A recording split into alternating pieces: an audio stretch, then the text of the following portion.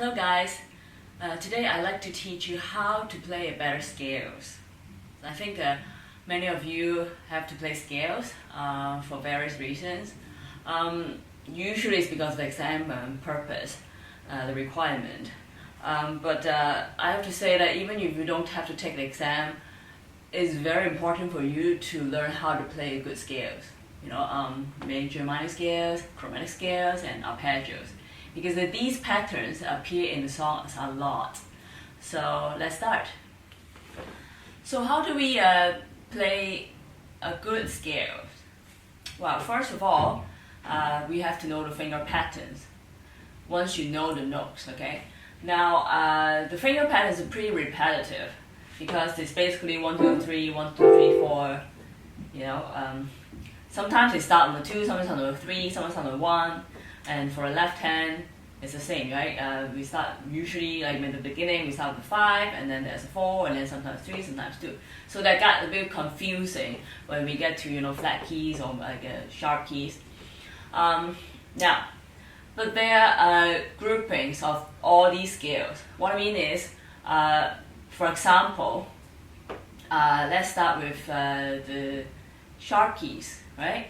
We start with C, that's so sharp, but C is the same group of this sharp key group. So C, G, D, A, E, okay? These 5 scales have the same pattern, right? So right hand we'll start with 1, 2, 3, 1, 2, 3, 4, 1, 2, 3, 1, 2, 3, 4. So it's the same for G, D, A, and E, okay? For the left hand, it's the same also, where we start with 5, basically it's a 4, 3, 2, 1, and then 3, 2, 1, 4, 3, 2, 1, and 3, 2, 1. So these are the patterns you really have to memorize. Some people ask me, do we have to use these finger patterns? We don't have to, but these are like the best. It's like the smoothest, it's easiest.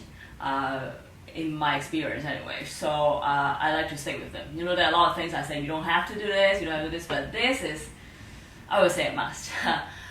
So once you're, of course, sometimes when you play, you find the scale, the pattern in a song, there may be a slight change because of how the pattern changes, because, or like there's something, because the scale doesn't just suddenly like appear on its own. There must be something before or after. So we have to consider maybe a little bit alternative finger pattern or slight,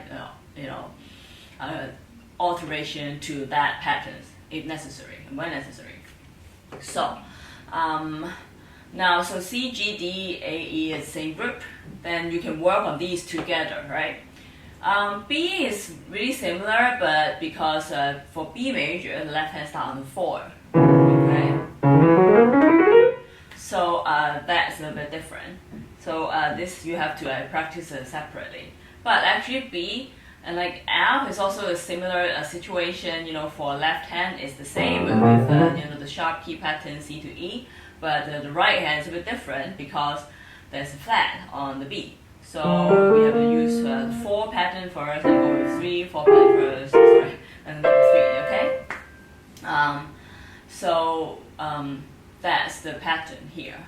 And for the flat keys, it's actually also, they have the same group of patterns, but we'll talk about that later.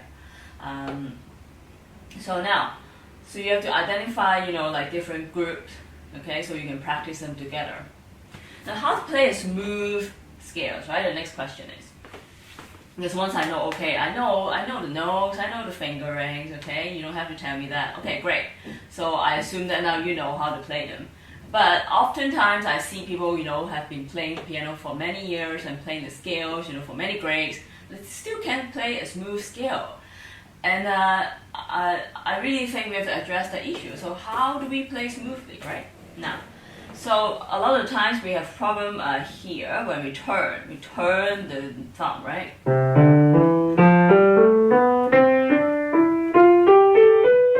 So okay, we have to think about the hands, okay?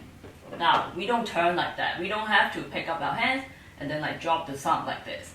Because what happens is you create a gap here. Instead of, okay, well, how do you play a scale smoothly or you play anything smoothly?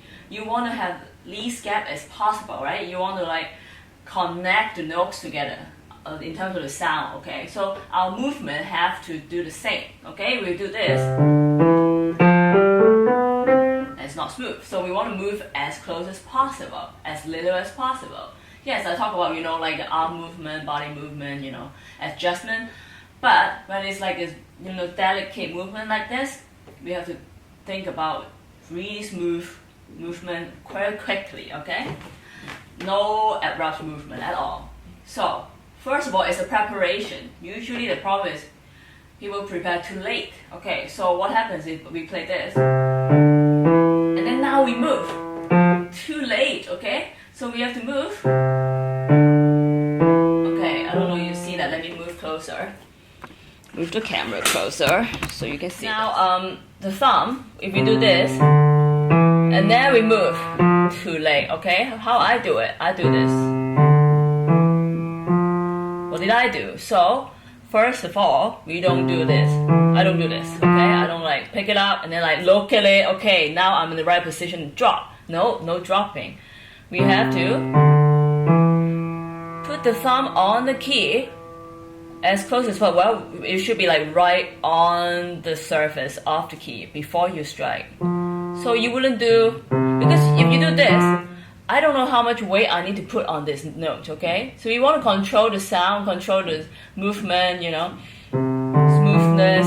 You have to play on the key, okay? So the first thing is you touch it, okay? You play. Before you play, it's actually for in general, right? Always have your fingertips right on the key before you play. Nobody play like that. Okay, a lot of people play that, but don't do that, okay? I mean, there are moments, there are times, okay?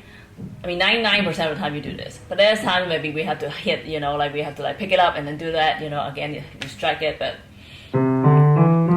for 99% of the time, maybe 99.5% of the time, we play on top of the key. Maybe sometimes we pick it up and then hit, but we have to know, okay? It's like your fingers have to know, okay? It's not like your brain knows. Your brain knows one thing, but your finger it's not there before you play it. You hit something else, okay? So, on top of the key is very important. Another thing is, I move, okay, the thumb actually travels when we are playing these, okay? Let's look at this. Okay, I'll do it slower. You see this? So, I'm moving the thumb when I'm playing these two, okay? So, I don't wait. Oh, okay, it's like you have to be at the bus stop before the bus arrives. Okay, you don't want to like rush, okay? You want to be ready. Otherwise your hair will mess up, after you blow dry it. So you want to be like ready. You want to be punctual. Well, you want to be early actually. Thumb must be early, okay? So that. And also there's one more thing. I think a lot of people, don't know is, actually there are two things. Okay, first thing I talk about the palm, okay? You see the palm here. Don't do this, okay? If you do this, what happens is there is no space, okay? We want to move the thumb underneath the palm. So if the palm goes like this, there is no space, okay? So what we want to do is we have the palm curl a little bit, okay, like a cave, okay? It's like we travel through the tunnel or a cave, so the thumb has to go underneath, so there's space, okay? So we have to pick up the palm a little bit. Actually, if you lift up your arm, the upper arm, okay? The part that's attached to your shoulder socket, okay? Not the forearm. My forearm, yes, it will move, but it's more because you moving your whole arm up, okay? Whole arm from the upper arm, okay? Not the forearm. You can do this. A lot of people do this, okay? That is not good, okay? You're not controlling your hand, okay? We talk about that later. So, just a little bit, maybe just think, okay, I don't know where my arm is or how do I control my arm. Okay, that's fine. Just move up a little bit, okay? So think about creating some space here. Alright, now, and then one more thing is our wrist. I don't know if you can see this, okay? Here, maybe I should do it on the top-down approach, okay, with the video.